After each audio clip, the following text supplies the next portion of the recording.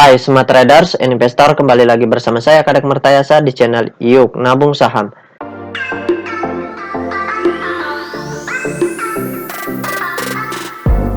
Nah, di episode kali ini kita akan membahas salah satu perusahaan yang direquest oleh Fajar Abdul Rozak.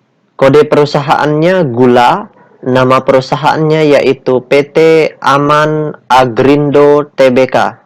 Oke, untuk mempersingkat waktu langsung saja kita cek datanya di aplikasi iPod. Nah, sekarang langsung saja di sini kita ganti kode sahamnya Gula.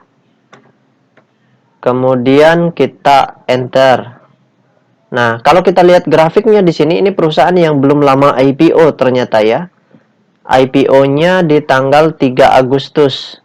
Jadi perdagangannya baru terjadi beberapa bulan terakhir ya. Seperti itu. Nah, ini umumnya kita berharap semoga saja data kepemilikannya stabil. Sudah stabil gitu. Oke, sekarang kita ingin lihat apa yang dilakukan oleh investor besarnya. Kalau ada ya, kita berharap kalau ada investor besarnya, atau kita lihat underwriter-nya sebentar. Selama sebulan terakhir ini, underwriter-nya atau investor besarnya ngapain seperti itu. Dan kepemilikan retail di sini berapa? Seperti itu. Itu yang paling penting ya. Kalau kepemilikan retail sudah banyak sekali, berarti underwriter-nya sudah buang barang banyak. Seperti itu. Oke, sekarang kita buka dulu data broker summary-nya. Kemudian kita langsung klik Broksum. Selanjutnya kita ganti kode sahamnya Gula. Kemudian tanggalnya kita ganti bulannya ya. Bulannya bulan 11. Tanggalnya tanggal 6 sampai dengan bulan 12. Tanggalnya kita ganti kasih tanggal 5 ya. Karena perdagangan hari ini belum terbuka data broker summary-nya. Oke, kita show. Nah, berdasarkan data transaksi atau data broker summary dari perusahaan PT Aman Agrindo Tbk ini, kalau kita hitung total lot yang dibeli dengan total lot yang dijual secara keseluruhan dengan menggunakan metode penghitungan manual yang menggunakan rumus yang digunakan oleh Detektor, maka dapat ditarik kesimpulan bahwasannya selama sebulan lebih terakhir dari tanggal 6 November sampai dengan tanggal 5 Desember hari ini, tinggal 5 Desember kemarin ya, itu investor besarnya atau investor underwriter-nya itu melakukan aksi normal akumulasi. Jadi di sini investor semi retailnya ya, dalam hal ini underwriter-nya itu mulai mengakumulasi sedikit. Kita berharap barang yang mereka lepas sebelumnya itu sudah tidak terlalu besar ya. Karena kalau barang yang mereka jual di harga di awal-awal IPO ini sedikit, kemudian sekarang mereka mulai mengakumulasi, berarti akan ada kepentingan untuk markup lebih tinggi seperti itu. Tapi kalau misalkan barangnya sudah dibuang ke retail, ke investor-investor lain itu dalam jumlah besar, itu yang berbahaya. Oke, sebentar kita cek ya kepemilikan investor semi retailnya dan investor retailnya berapa. Seperti itu. Karena kalau investor besarnya mudah-mudahan ada ya. Seperti itu. Oke, sekarang kita tutup data transaksinya. Nah, bagi rekan-rekan investor yang ingin bertanya atau yang ingin request, silahkan komen di kolom komentar. Untuk yang ingin bergabung di grup channel Telegram kami, silahkan klik linknya ada di kolom deskripsi. Nah, selanjutnya kita cek data peta kepemilikannya.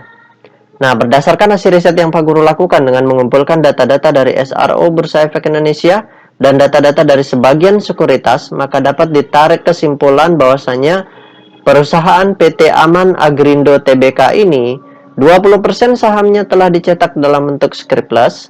Nah, dari 20% saham yang beredar di publik, kepemilikan investor besarnya di sini 0%. Berarti tidak ada satupun investor institusi maupun investor individual yang memiliki di atas 5%. Maka dari itu kita cek sekarang data kepemilikan investor semi retailnya, dan ternyata kepemilikan investor semi retailnya di sini sangat kecil juga.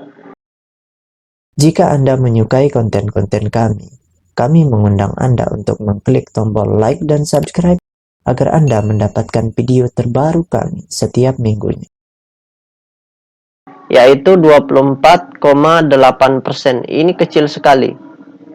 Dan yang buruk adalah kepemilikan investor retail di perusahaan ini sebesar 75,2%.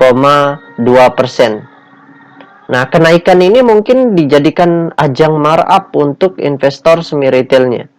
Ya, mereka markup dan berbahaya banget kalau seandainya di markup ini kemudian mereka jualan dan barangnya diserahkan ke retail semua. Kalau itu yang terjadi berarti underwriternya sudah keluar sangat banyak, dan selanjutnya kalau seandainya dibuang semua ke retail maka harga sahamnya akan mentok di 50 dan tidak akan pernah bisa naik kecuali ada investor besar lain yang mengakumulasi kemudian memarkup seperti itu. Ada investor besar lain yang masuk seperti itu. Dan itu yang kita harapkan terjadi. Kalau tidak terjadi seperti itu, maka harga sahamnya akan terus tidur dan uang Anda yang sudah beli di perusahaan ini, yang sudah investasi di perusahaan ini akan terus-menerus tertanam di harga gocap seperti itu. Mau jual susah, seperti itu. Itu yang berbahaya ya. Sebaiknya kalau mau trading carilah perusahaan yang lain. Hindari perusahaan yang kepemilikan retailnya sebesar ini. Kecuali terjadi right issue mungkin ya. Itu bisa membuka peluang masuknya investor besar baru seperti itu. Jadi kesimpulannya, meskipun akumulasi karena kepemilikan retail sudah sangat besar, mohon diwaspadai. Ya, mohon diwaspadai karena jangan sampai investor semi retailnya keluar juga dan barangnya diserahkan ke retail, maka pada akhirnya kita akan nyangkut lama. Jadi kesimpulannya sebaiknya dihindarilah kalau yang belum masuk. Kalau yang sudah masuk, ya cepat-cepat keluar dari sini. Seperti itu. Kalau bisa ya. Ya seperti itulah saran Pak Guru. Tapi semua keputusan kembali ke investor masing-masing. Pak Guru hanya memaparkan data yang Pak Guru punya. Seperti itu. Yang langsung dari Bursa Efek sendiri.